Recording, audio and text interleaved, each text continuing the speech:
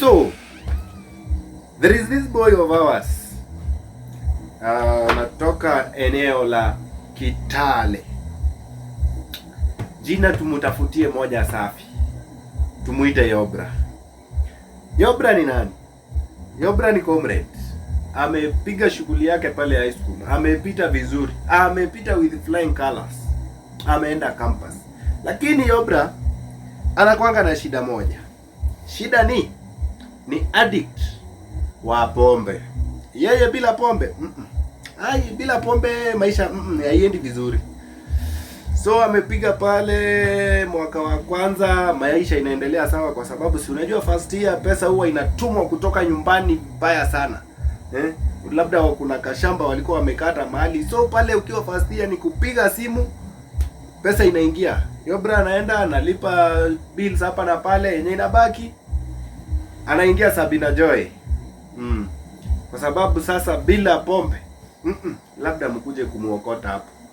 So akapiga first year, second year, mambo ikaanza kuenda. Sasa ile pesa alikuwa anapata imeanza kupungua. So like sasa mzazi, unajua kuna ile morale alikuwa nayo kijana akijoin, imeanza kudidimia kwa sababu financially wameanza kustruggle.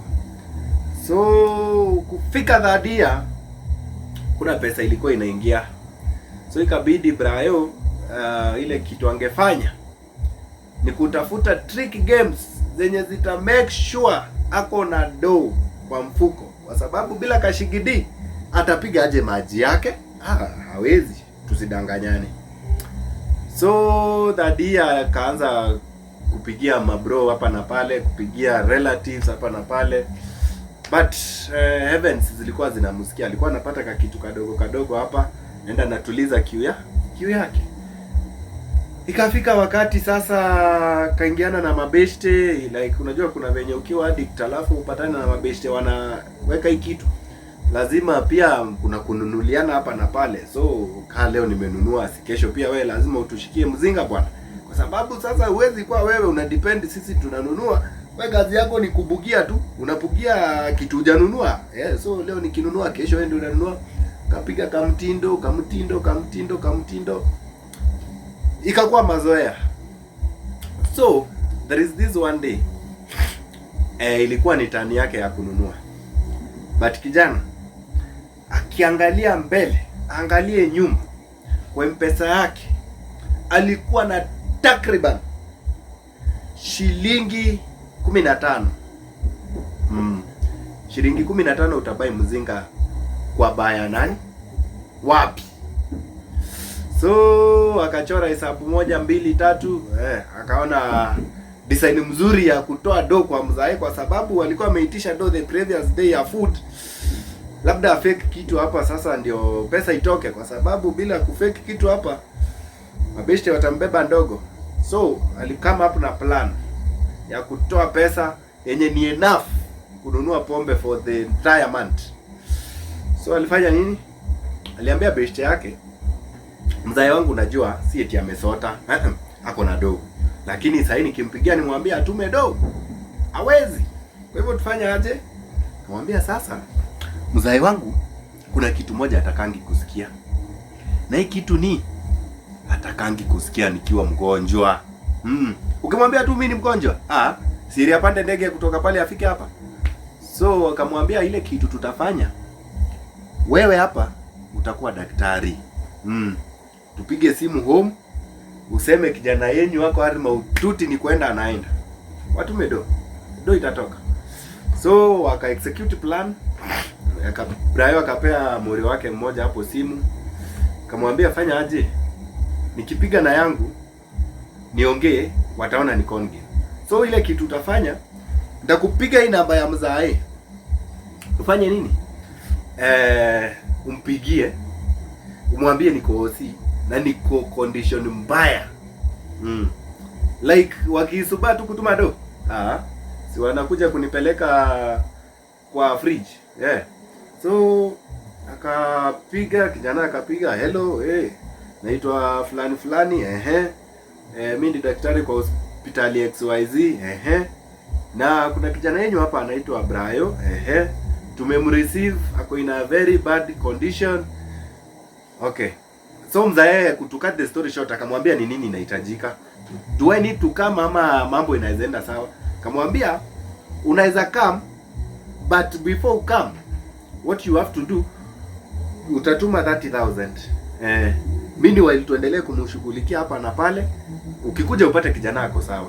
Akasema okay, sasa hiyo 30,000 kupata ni ngumu, lakini naweza jaribu nipate 20. Akamwambia mzae, bila 30,000 sawa about kijana yako. So mzae akashughulika hapa na pale. Within 1 hour akampigia yule boys wetu mwenye alikuwa amejifanya daktari, akamwambia nimejaribu hapa na pale namna hii nimeokota do na naona imefika ile 30 G's yenye mlikuwa mnahitaji.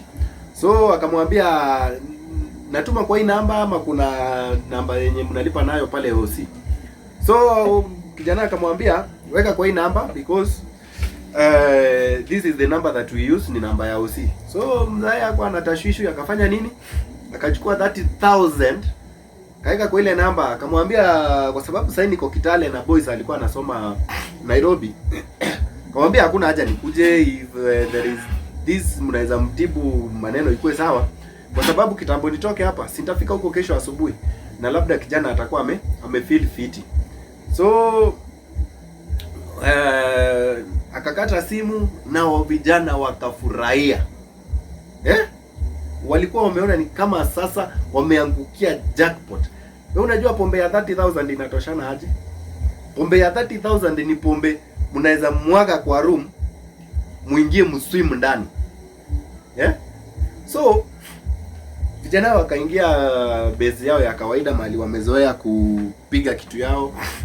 Kaendelea wakapiga sherehe, ilikuwa around by the time wanaitisha hido ilikuwa around saa 9 hapo. So wakaingia club, walipiga sherehe.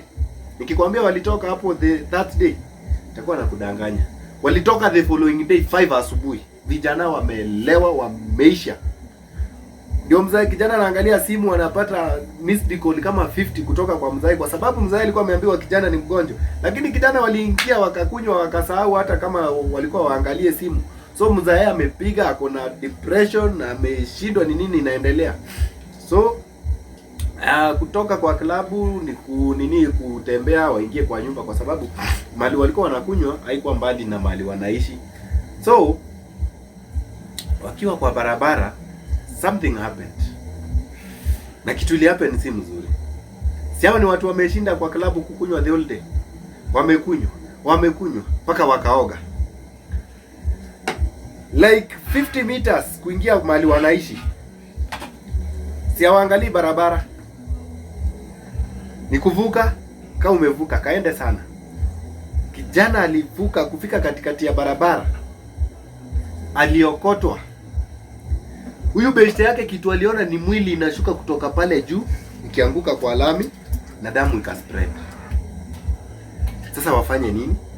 Mzae walikuwa wamempigia wakamwambia kijana ako OC. Sasa mtaanza aje kumwambia kijana amepata accident? Sasa mtapiga mwanze kumwambia aje? So boys wetu mwenye alikuwa amejifanya daktari, kitu alifanya best. Hata wewe unajua chenye angefanya. Hata kama ni wewe, you know what you could have done. You run away. You run away. So ndio wasamaria wema walifika hapo, wakaanza kufanya investigation hapa na pale. Kapiga investigation, wakapata simu hapo, wakajaribu kunini, haikuwa na password. Mmoja wao akaingia akatafuta namba ya mzae. Kapigia mzae akamwambia naitwa so and so, na kuna mwili tumepata hapa kwa barabara na imebondwa vibaya, it is beyond recognition, na nimeona hii namba imeseviwa kwa simu yako. So what we gotta do ni ukuje mpaka Nairobi uidentify, uone kama unaweza jua huyu mtu. Sasa mzae pale nyumbani anajiuliza, kijana yangu hawezi kuwa ni kijana yangu, kwa sababu si kijana yangu anafaa kuwa OC. Si anafaa kuwa sasa anapokea matibabu, hawezi kuwa amejipata kwa barabara. So mzae kitu anafanya, anachukua gari ya usiku, napanda mpaka Nairobi. Kuingia pale City Mortuary, naambiwa mwili ndio hii. Unaweza kumbuka hii mwili? Unaweza jua hii mwili? Anaangalia, anapata ni kijana yake. Mzae pia collapse, pelekwa ward. By the time anaamka hapo, ndio sasa ameaccept kuface reality. Kumbe kijana hakuwa hospitali, alitumiwa pesa kaingia club. Juu sasa mtu alikuwa OC anajipata aje moshari na amegongwa na gari aje, ama siku hizi vitanda za OC zinagonga nanga.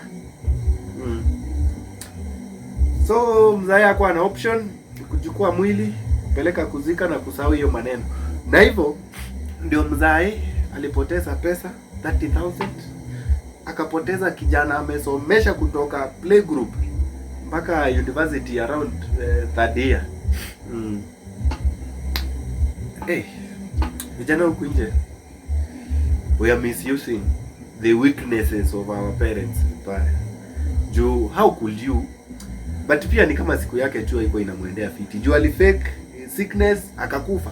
Una fake sickness, you die. So bad. It is so bad.